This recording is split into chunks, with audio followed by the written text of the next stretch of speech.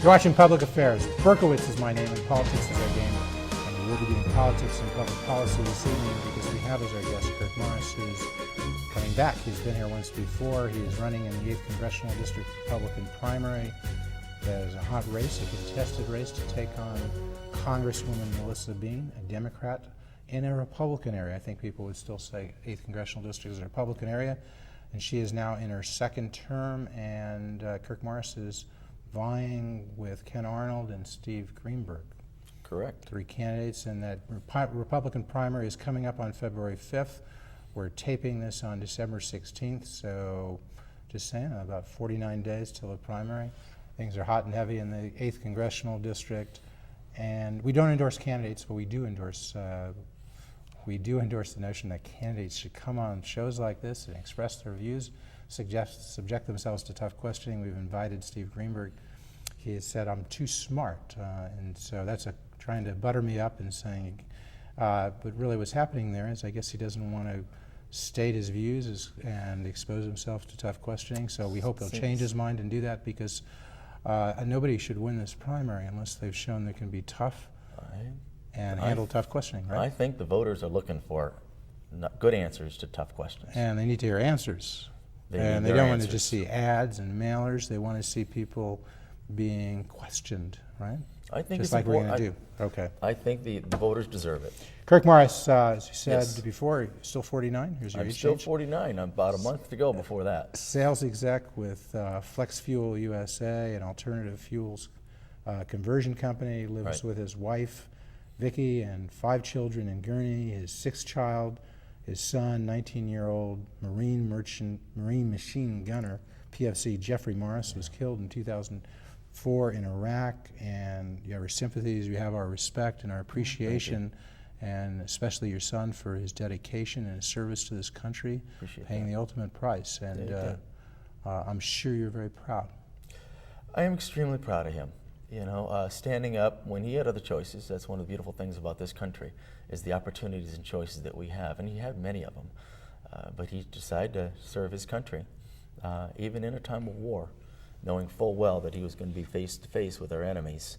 It was a tough decision for him, but he said, Dad, I'm the best of the best, and this is what my country needs. We respect that and appreciate that service. Yep. You are now raising, supporting Heroes of Freedom and trying to raise $2.5 million to build a Fisher House at Hines We VA got that Hospital. done. It's done now? You raised Well, the money? the money is there. The commitment is going forward, and the plans are being drawn up as we speak to get that first Fisher House built. And this is 12 miles west of Chicago Loop at the VA Hospital. At the VA Hospital and the of Fisher Hines. House will be the That's place correct. for family and friends to stay and be close to those who have been sick or injured, soldiers, while they're recuperating at the hospital. It's that home away from home for our servicemen that have been wounded. Yes. Also you're still raising funds for Heroes of Freedom Memorial in Gurnee? Yep, in Gurnee, right, for all which those is that your have honorably hometown, served. which is where you're from, right? Right, in Gurnee, correct. Yeah, about Okay. 2-acre plot of land there.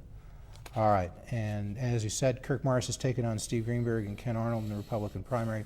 Haven't invited Ken here. Ken ran the first time around, and it did seem he was able to put on a substantial campaign. And so we'll see if Kirk can do this time. That's we want to have people on who can put on a significant campaign, who can get out some funds so they can do mailers, so they can do TV. How is it going on the fundraising side? Fundraising is going not quite what we would have hoped. You know, we knew we didn't have the time to raise the most money, Right. but we knew we had the time and the grassroots support to raise enough. You think you And raise we're about gonna be just there. $100,000? Oh yeah. More, possibly? Yeah. By the end By of the- January? yeah. Yeah, absolutely. So that'll get you some mailers? That'll get you some cable, you think? Well, we've got TV programs planned. We've certainly got mailers planned, and we've got a grassroots organization of well over 100 individuals that have stepped up and willing to work precincts. Greenberg's got some money that he got from his family. Is that what it came from? Family A fortune? good portion of it, as I understand it, a good portion came from his family and So friends. how much do you think he's going to spend? He's going to put it. Do you think he'll put $1 million into this campaign? Well, he's proposed $3 $3 million for the primary?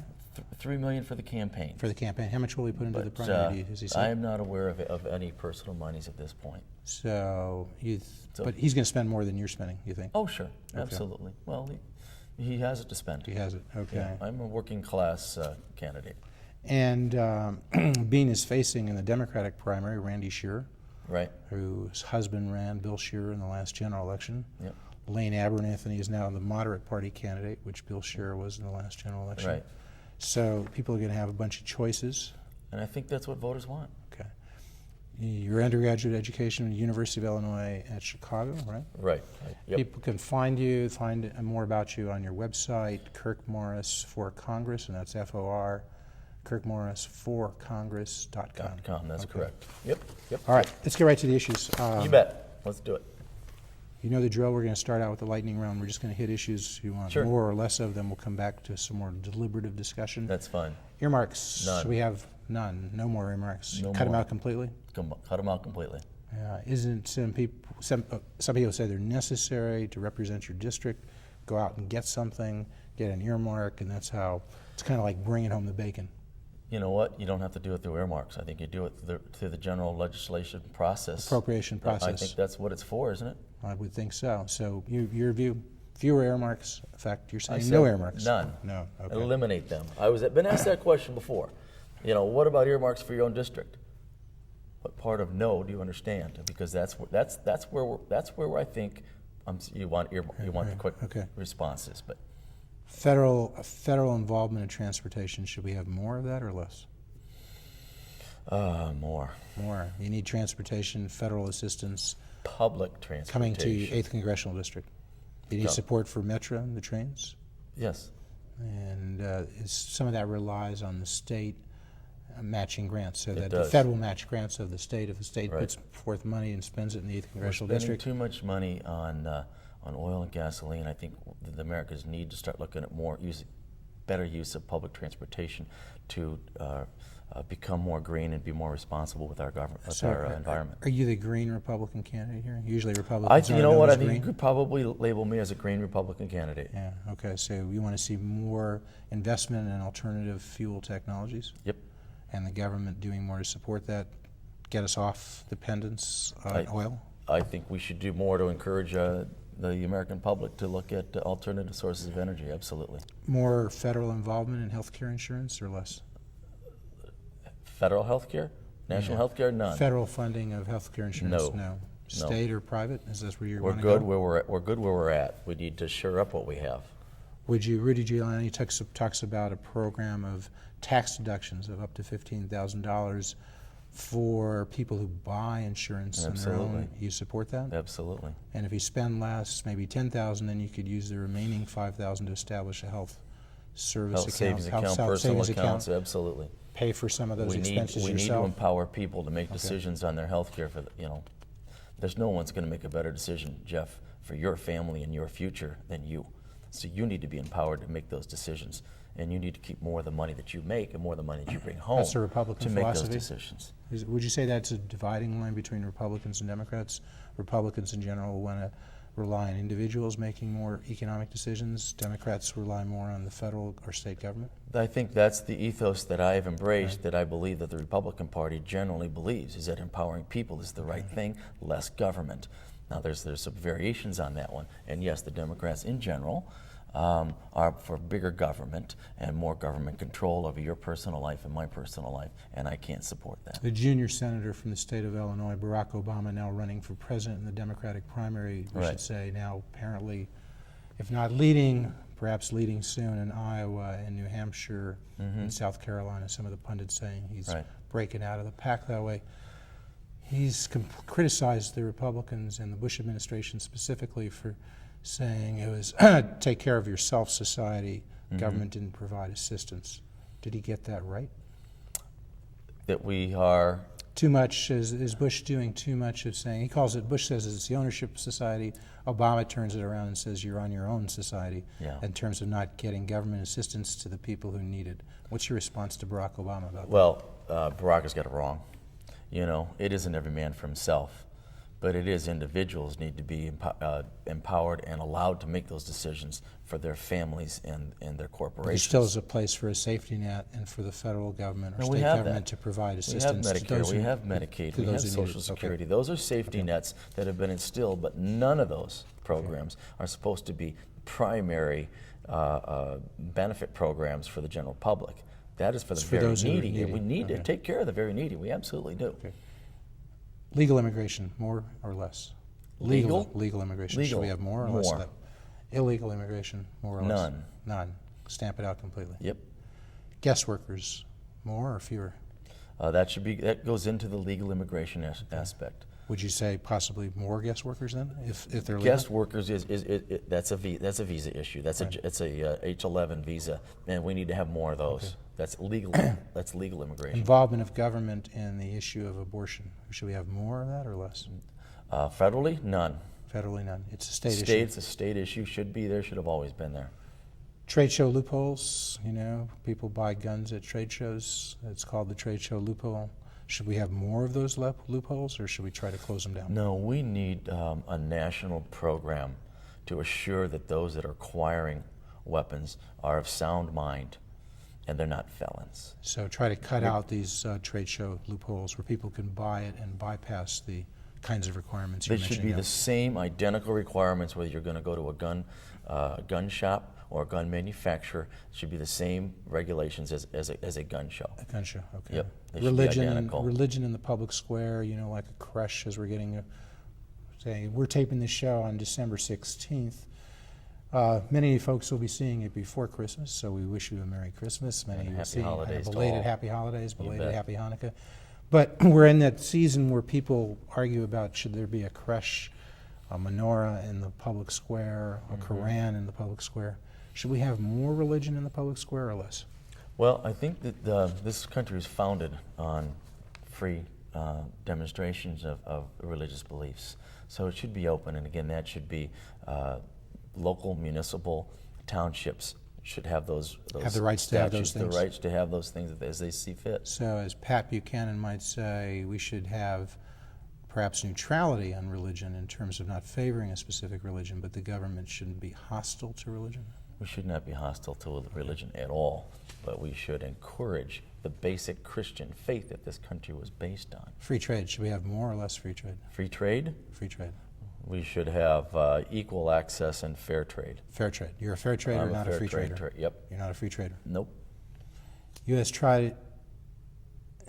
Should there be greater efforts by the U.S. to win the war in Iraq, or should there be less effort by the U.S. to win the war in Iraq? I think as a mandate, the United States government has in the Constitution to provide the national defense against all enemies of this country. So does that mean greater effort to win the war in Iraq? There's two efforts here, Jeff. There's the military effort and then there's a diplomacy effort. Right. Diplomacy always needs to be used first, and the military option can never be released from the table. We're already involved in a military effort. We are. Should we make a greater effort to resolve that favorably to the U.S.? I think the surge has worked. So I'm not trying to escape your question, because the question is, do we need more? Do we need more? I leave that to the generals. So would you say we have just the right amount now? It seems to be working, okay. And since the surge has done it, and it came from the generals are the ones that run the war. It's the politicians that run the diplomacy, and that's the way it needs to work, not the other way around. Should the U.S. be doing more to reduce global climactic change, global climate change? I think it's the word. Should they be doing less? I think we leave that up to the United Nations to resolve where our bigger polluters are in the UN association, and the UN needs to be take charge of global. Do you think the U.S. should sign on to the Kyoto Treaty? No. Okay, come back to that. All right, we'll go through some of this a little bit more deliberatively now. Since the time you were on, one of the CIA former operatives, Mr. Karioku, I think is his name, Okay. he said he was involved in the waterboarding, at least knew what was going on. He said it was the right thing for 2002. He said, got good information, despite some people say this is close to torture, torture never produces good information. He said, yeah, this worked at least on key terrorist targets, got vital information to prevent attacks. Turns out, he says, I don't support it now, but I do think it was the right thing for 2002. Yeah. Did he get that right? Does that make sense to you? I think desperate times require some desperate measures, and I'm not afraid to make very difficult, tough questions or tough decisions when the time indicates. And I think what you're saying here is that we are not necessarily feeling the pressure that we did in 2002 when we lost 3,000 men in New York and women in New York. That was desperate times, a very dark hour for this country. So would you agree that waterboarding may have been appropriate then, people balancing all sorts of things? 2007, less appropriate. Right. Would you agree with that? I would agree with you. And I think that the methods of interrogation need to be left up to our military, to where they think it's, again, their mandate to protect us, to provide the national defense. And I'm going to leave that to the military, and any punishment of violations needs to stay in the military courts as Military tribunals. Absolutely. Okay. That's their Management of job. the war, you've said you generally supported the war. You would have favored authorizing the U.S. taking military action in Iraq back in 2002. I think you said that last time. I did. On the management of the war, you know, there's sort of been the McCain criticism, too few troops, managed not quite so well. Right. He supported the surge as a good idea. And there's been the people who support Bush, fewer troops, Rumsfeld, fewer troops. Do you think McCain, if you had to choose between the McCain view and the Bush-Rumsfeld view, which view would you come down closer in terms of management? McCain is right. McCain is right. You know, under the Clinton administration, we cut our troops, boots on the ground, by 20%. I think that hurt us. I think that hurt us in the ability to wage war against enemies. And so you agree with Romney and others that we have to build up the military now? Absolutely. Many more soldiers than we currently Absolutely. have. Across the board military. Across the board. Navy, Marines, Air Force, so forth. Yep, absolutely. Okay. More ships, too. A guy by the name of Gresser, writing from the Democratic Leadership Council, has said, free trade, not free trade. This is a Democrat. Free trade is good for the whole world. And people like Morton Kondracki, citing that book, have said FDR believed in free trade. Kennedy believed in free trade. Bill Clinton believed in free trade. And so Kondracki, some may say he's a moderate Democrat himself, no, but he's saying the Democrats have basically abandoned free trade and abandoned trade. Would you're a fair trader, so you probably wouldn't join in that criticism of Morton Kondracki. No, I think when you get into that discussion, it's having our markets available to the rest of the world is good. Everybody wants to be a part of our economy. But I think we also have to have equal and fair access to those foreign markets as well. And quite often, we're shut out. So that doesn't become free trade. So if you get those markets open to the U.S. that you're characterizing currently we're shut out from, right? Does that do it? Do you then favor more free trade? Free trade. The issues of free trade become in: are your products being created by slave labor? Are your products being manufactured to the quality levels? One man's slave labor is another person's low-cost labor. How do you differentiate? These countries are going to be different if they're developing from the U.S. They're not going to have the same salaries. They're not going to have the same environmental standards. Nope, they're not going to have the same labor standards. You agree with that? I agree with you. They're not going to have the same. And yet you want them to have environmental and labor standards. This is what Melissa Bean, your erstwhile opponent, if you get into the general election, would say. And so you're sort of agreeing with Bean, sort of disagreeing with Bean? I'm agreeing that we need to the global attention that we need to make of this planet that we have. We need to assure human rights. I think that's a responsibility of humans. You know, we want to show compassion, and for a company to come in and abuse or oppress a people because they're going to bring a job, I think is wrong. And but I if the U.S. weren't there, U.S. companies and other foreign companies, their opportunities might be to work for 50 cents an hour. Yeah. U.S. company comes in and says, we'll pay you $2 an hour. Well, Is the U.S. company and the British company and the French company that are quadrupling the hourly wage of individuals in that country, are they oppressing those people, or are they helping them? $2 an hour we wouldn't allow in the United States, but for various countries that are developing, it may be a good opportunity. Maybe King's ransom. Right. So you going understand. with it. Do you agree with me on that? I agree with you that you have to look at Bhopal. I think they can feed a family on $80 a month, where we're $300, a week. So yeah, the need for income is going to be different in that country, and the standard of living is different. But to come in and establish your company and take gross, pay them what would be equal to $30 a month, I think is taking advantage of a population. So you have to go somewhere in between. Is what you're saying. Think you need. Yeah, I do. Well, this came up the last time Congresswoman Bean was on the set, January 29th, 2006. We'd love to see her back here, because when she was first running against Phil Crane, she came on here and talked about how important people had access to their sitting congressmen, congresswomen. Right. And then since January, not so much, January 2006. So this is an open invitation to Congresswoman Bean to come on and face the same kind of tough questioning as I've heard the as same. her opponents, and just keep the viewers informed. Right. But when she was on at that time, I had a bit of exchange with the Congresswoman about the National Teamsters Director, and I said, Chuck Harpel is a National Teamsters political director, and I asked Congresswoman Bean if she knew Chuck. She said, I'm familiar with Chuck, and I said, he said he had talked with the Congresswoman about this. We were talking about CAFTA, and he said if a President Kerry, this was a conversation Chuck Harpel said he had in 2004, before the presidential election. So he said if a President Kerry had asked Bean to support CAFTA, Bean said she still wouldn't do it. Melissa Bean said, I would have to talk to Chuck. I don't know what he's referencing. I did not recall any conversation like that with him. But more broadly, will that be an issue, because you're running in a rough district? Where do you feel you are now, I asked the Congresswoman, with labor, not just Teamsters, but SEIU, machinists, firefighters, so forth. And the Congresswoman went on to say, she's got a good relationship with people across the district, and there might be a person or two who might disagree with her.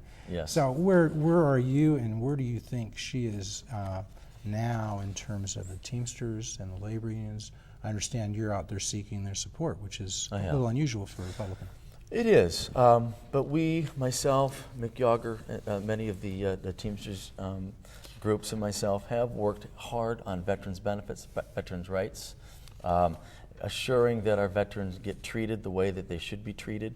And through that working relationship, the Teamsters and I, labor unions, have come to an agreement to support our candidacy. Right. And you in turn are saying you wouldn't have supported CAFTA, and if NAFTA were to come up again, you wouldn't have supported NAFTA. That's Is that right? correct. You're telling them. So that's correct. In a sense, they're pushing you down a road of protectionism, or at least moderate protectionism.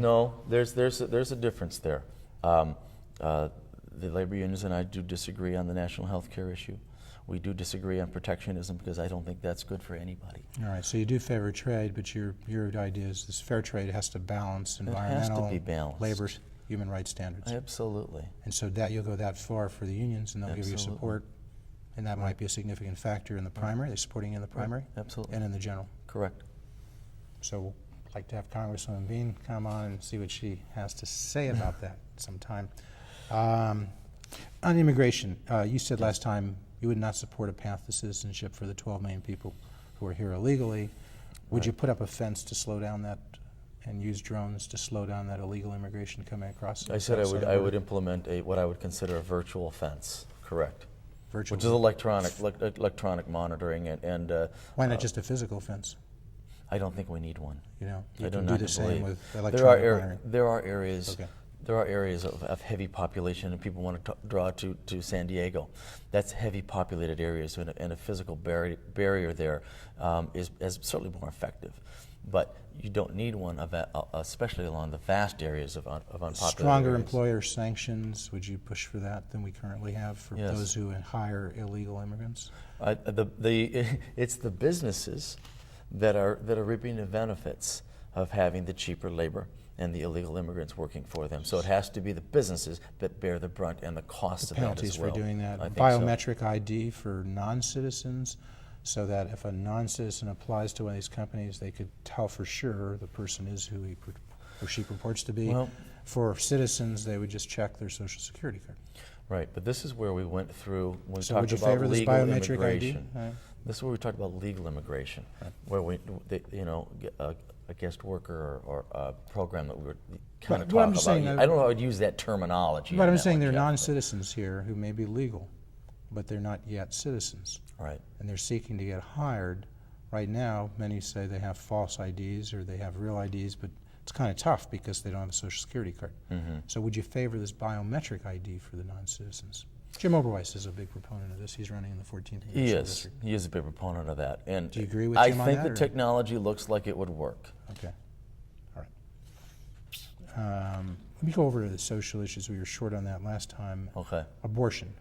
You say that issue should be decided by the states. Absolutely a state issue. Okay. And you would return this, but you do support the Hyde Amendment that prevents Yep. federal funding of abortions. Yep. Would you support parental consent, that as a parent must consent to a minor female Jeff, having that's an one abortion? of the problems that I have, one of the many problems I have with our sitting incumbent is she did not support the parental notification bill. So, but parental Which I consent, would which is have. stronger. Would you support parental consent? Parents have to consent to the abortion of a minor female, not just be notified. Would you consent? Would you approve that? Yes, I think we need And to have parental it. notice. Yes. But judicial bypass, so if there were a case of rape or incest in the family, the minor female could go to a judge and say, I can't tell my parents about this because, look, they're involved in this. I think we need to Would make you have it- to say, you have to have some kind of judicial bypass? I would like to go actually one step further and look at a local law enforcement agent that would be certified to make it the access to that responsible person easier for that young lady or older lady who's in trouble. And when you talk about parental notice, you're talking about parents, not some people, they would say uncles and aunts. Right, not or- a significant other, so, right. But parent or a legal guardian. I think we need to get the parents back involved in our children's lives. You favor a ban on partial birth abortion? Federal ban on Absolutely. partial It birth already abortion? is. Okay, and it is, and you support that. Right. You agree with the proposition, more guns, less crime? You've heard that, John Lott wrote about it. More guns, less crime? Yeah, if you have Boy, guns out there, that's a huge overgeneralization. you're not sure you could sign on to I it. don't know that I would sign on it, but I do believe in absolute ownership of Second weapons. Amendment. The Second Amendment absolutely But would you guarantees us to support the that. federal, there was a federal ban on assault weapons that expired. Would you like to see it brought back? Yeah, but again, the criteria, you need to make sure that these individuals are certainly not felons. Background checks, okay, the Brady Bill. In-depth background Instant checks. checks. And I don't think Instant any, checks or a waiting period. Well, I see no reason why a waiting period isn't a problem, would be a problem. And So I don't think the you would agree to NRA has a waiting, problem with you that. would agree to a 3-day waiting period. We're going to continue to speak as the credits roll, but I very much want to thank our guest, Kirk Morris, who's running in the 8th Congressional District Republican primary. Real quick, what's the 8th Congressional District look like, Kirk? Right now, we're very independent. Yeah, up but there. just give us an idea. It was Hoffman Estates, Palatine, Hoffman Estates, Schaumburg. Palatine, Antioch, Zion, Winthrop Harbor. Mundelein is a big deal. McHenry is someone that has been, unfortunately, the redheaded stepchild of the People district. go north of the city, they go to the 10th Congressional District where Mark Kirk's the incumbent. Yep. If they go west of that, you're into Just the 8th west of Congressional that, District. it's us. It's a very Portions large, of Cook County, McHenry County, Lake County. right? It's a very large, diverse group. Energy independence, you'd like to see more about that, stronger CAFE standards? Have to Mileage have- standards, have fewer to. SUVs, more efficient SUVs? Well, it's more of that. You need to utilize more alternative fuels. Subsidized systems. solar, wind much, power? much better. I don't know if we subsidize it, but I think the economy would certainly encourage it, and we should. Carbon emission caps?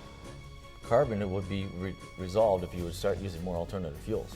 Global climatic change is real and man-made, do you agree? It's real. It has always been here. Education, you're a big supporter of school vouchers, school choice? Absolutely. Bush tax cuts, you supported They're and coming continue? up in You want them to 2009. be We need to permanent? make them permanent. Okay. They're coming up. They're expiring in 2009.